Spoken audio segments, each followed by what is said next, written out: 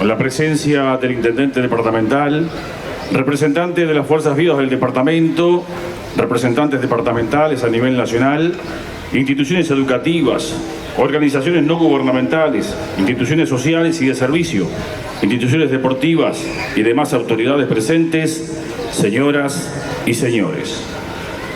Dando inicio al acto protocolar, se escucharán las estrofas del himno nacional, con letra de Francisco José de Bali y música de Francisco Acuña de Figueroa, a cargo del coro departamental Néstor Rosa Chicfuni, coro de Cepar Unitres.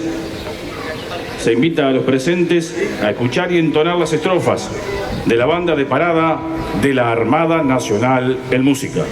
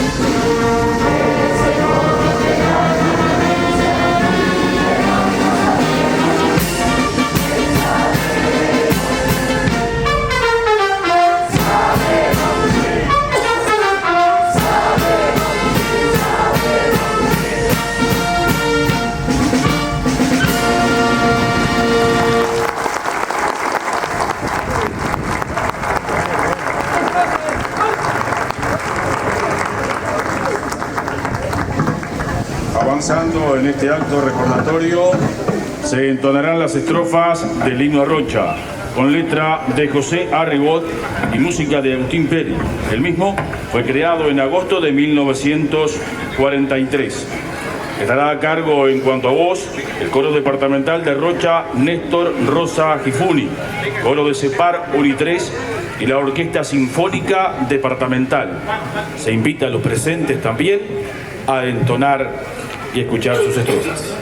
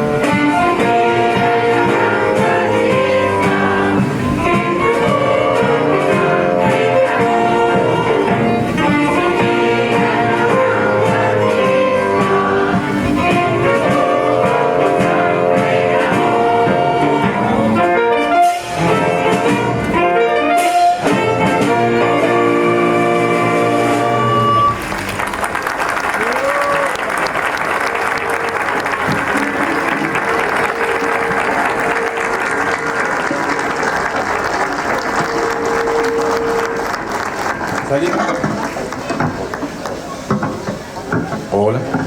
Salimos un poquito de protocolo y pedimos un fuerte aplauso otra vez para los coros que acaban de interpretar el himno de Rocha y también para la Orquesta Sinfónica Departamental. Se lo merece.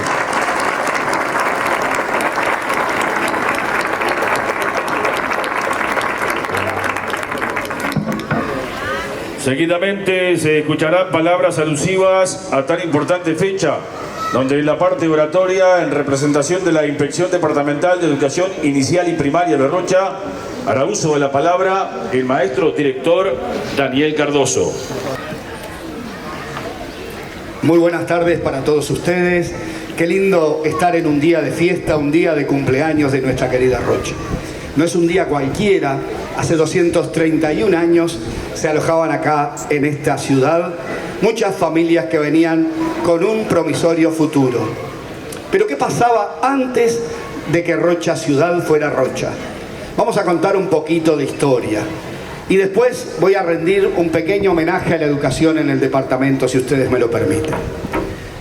Resulta que cuando la banda oriental era campo y mucho campo, yo le voy a pedir a los niños y a los demás que imaginen que hace 231 años no estaba esta iglesia, no estaba esta plaza, no estaba esta gente. Aquí había pastizales, enormes pastizales, y por ellos recorrían nuestros queridos nativos aborígenes, la macroetnia charrúa, los chaná, timbó, yaros, guaraníes, genoas y, por qué no, según cuenta la leyenda, algunos incas que venían a adorar el sol por allá, por las costas de la Paloma, y pasaban por acá. Con ese crisol de personas, este pago se empezó a construir mucho antes que vinieran los españoles. Luego de ello, por allá por el año 1762, y voy a hacer un gran recorte en la historia, hubo grandes preocupaciones, porque estos pagos donde corría un arroyo y era muy rico en árboles frutales, donde había muchos animales porque ya habían traído la ganadería, donde habían personas que lo habitaban pero en distintos lugares, no había un asentamiento de pobladores. Preocupó mucho eso al virrey del Río de la Plata, pero también preocupaba a los portugueses. Era un mundo entre dos guerras. Era este lugar una planicie llena de pastos altos, promisoria para la ganadería. Era este lugar unos puertos espectaculares naturales, cerca de la Coronilla, cerca de Rocha. Era este lugar un provisorio lugar para quedarse a vivir. Pero no había nada. Había campos, había ganado y había muchos peligros para la sociedad. ¿Cuáles eran los peligros que había en ese momento? Bueno, los españoles creían que los portugueses se le acercaban y en 1762 realizan esa enorme fortaleza en un proceso para tratar de que no vinieran más acá. Pero con eso no bastaba. Por otro lado, nosotros pertenecíamos al departamento de Maldonado. Solamente había 9 departamentos. Por lo tanto, esta ciudad que estaba a punto de construirse como villa, no nos pertenecía al departamento que hoy tanto queremos. Era parte de Maldonado. Y entonces en Maldonado también había ciertas pujas. Por un lado la iglesia, que se quería expandir y quería traer un capellán para esta zona de gran valor. Y por el otro lado el gobierno, que entre Maldonado y San Carlos se disputaban para tenerlo por acá. Bueno, fue ahí que por allá por el año 1790 empieza una empresa de construcción de solares para este lado. Es un proceso, y el proceso siguió. Y es ahí que encomiendan a Rafael Pérez del Puerto a poder venir acá al departamento a estructurar una villa. Una villa que iba a ser límite a la vez, porque éramos frontera con el Chuy, o sea Brasil. Iba a ser pradera y puerto. Un lugar estratégico. Pues fue ahí que había 20 y algo de familias, 21 dicen una, 23 dicen otro, en Maldonado, y esas 23 familias estaban asignadas para ir a la Patagonia Argentina, algunas de ellas. Esas familias quedaron estancadas por ahí y dijeron, bueno, estas familias van a ser las que van a venir a Rocha, a los pagos de Rocha, porque así se llamaba por un fainero. Les dije, un lugar un poco peligroso y a la vez prominente, porque también en esta zona había piratas, bucaneros, contrabandistas de ganado, contrabandistas que en aquella época era lo más común, porque ¿qué significaba ser contrabandista? Estar en un bando o estar en el otro bando, o estar en el contrabando. En todo ese marco les podemos decir que empezaron a venir estas familias. Empezaron a venir familias con sus hijos, empezaron a venir algunos esclavos, y empezaron a construir una suerte de rancherío. Pero había algunas cosas que no podían faltar. Y una de ellas era la iglesia. La iglesia que no se construyó donde está ahí ahora. sino que estuvo construida un poquito más atrás, donde hoy es la jefatura de policía de Rocha. Que allí hay una campana que hace muy poco tiempo la colocaron. Y al lado de la iglesia, ¿saben lo que había? Estaba el camposanto, o cementerio, como quieran llamarle, donde hoy se encuentra la Escuela Ramírez. Se empezó a construir una casa, otra casa. ¿De este tipo, de este estilo? No. De barro, de paja. Empezaron a venir ladrilleros y a construir el ladrillo acá mismo. Había zonas de buenas piedras que todavía las hay y nos recuerdan los adoquines de Rocha actualmente. Entonces, eso empezó a surgir. Y aquí voy a la parte educativa, porque nos podemos preguntar, ¿había maestros? No había ni alumnos. ¿Había escuelas? Aún no. Faltaban cerca de 100 años para que las escuelas a través de Varela se pudieran empezar a construir. Pero sí había educadores. Sí había educadores desde el inicio, porque tanto los nativos que yo les decía aborígenes tenías quienes les enseñara a sacar la fruta, a pescar a sus hijos, pero estas personas, estas familias, trajeron dentro de sí una cultura determinada que confluyó con las otras culturas. ¿Qué cultura trajeron? La española, la italiana, distintas culturas. Y cuando llegaron acá, había que educar a los niños. ¿Cómo lo hicieron? Pues bien, uno de los primeros educadores, como fue en casi todo el Uruguay, fue el capellán, que enseñaba la Biblia, enseñaba a leer algunas letras. Otros educadores fueron las propias familias, y las más pudientes contrataban, de alguna manera, a algunos educadores que venían de otros lugares. Y así se fue conformando este departamento. Y les dije que iba a rendir un homenaje también a la educación primaria de Rocha. ¿Cómo? De esta manera. Recordar que en ese proceso de construcción de estos hogares, esta ciudad, llamada Villa de Nuestra Señora de los Remedios de Rocha en un principio, fue creciendo y fue teniendo otras necesidades. Empezaron a surgir las necesidades de aglomeraciones en la plaza, y allí estuvo la plaza. Empezaron a necesitar bibliotecas públicas, y empezaron a venir también algunos ex jesuitas a educar. ¿Educaban a quién? A los pudientes, a los que tenían dinero, a quienes podían pagar. Y el resto no, por ahora. Después, en 1855, unos años después, emerge una figura de una persona súper importante en nuestro país. José Gabriel Palomeque, a quien el presidente de la República en aquel entonces le hace un pedido. Le dice: Palomeque, tienes que hacer un censo en todo el Uruguay para ver cuántas escuelas existen.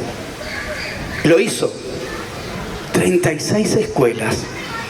900 alumnos en todo el Uruguay podían ir a la escuela, de unos 100.000 que había posiblemente. O sea que había 99.000 que no podían ir.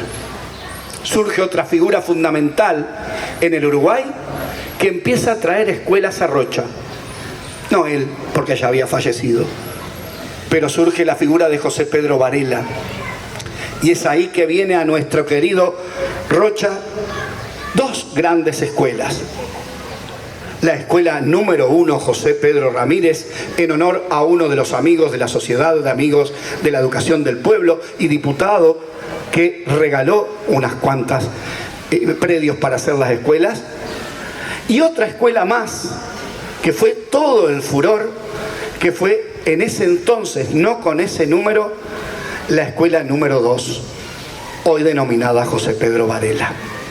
Esas fueron las primeras dos escuelas de la ciudad de Rocha. Estoy hablando de la ciudad de Rocha. Una escuela de varones y una escuela de señoritas, así se le denominaba.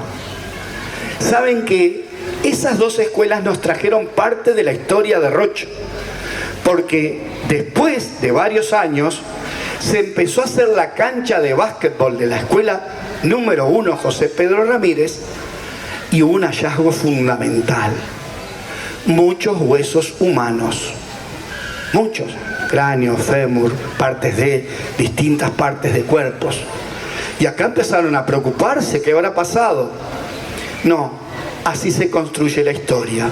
Lo que pasó es que al lado de la iglesia estaba el Camposanto.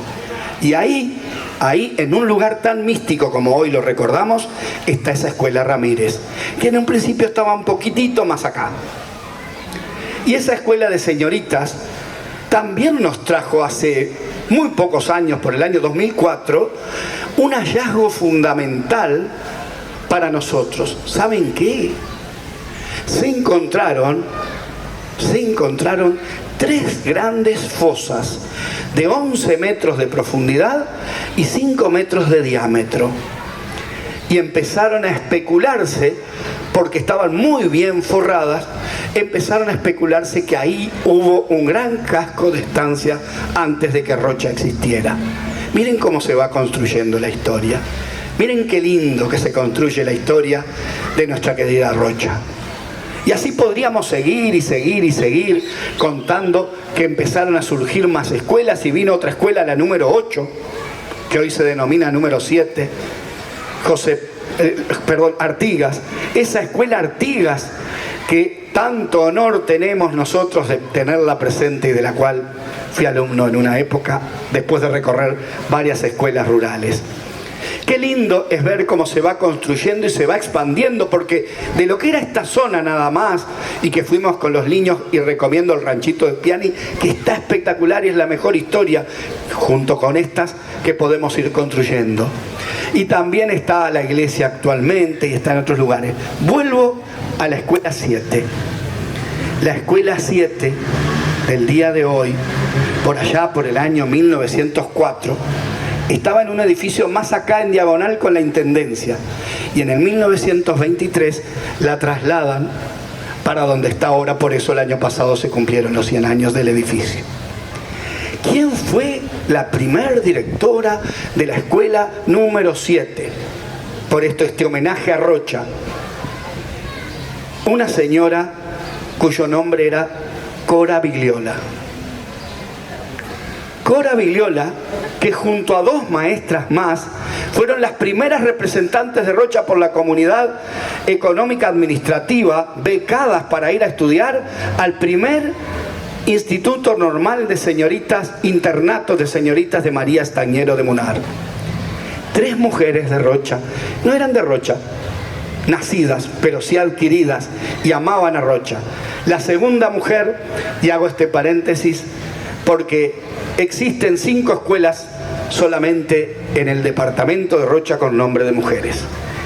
De las 5 escuelas del departamento de Rocha con nombre de mujeres, hay 2 acá que las están representando.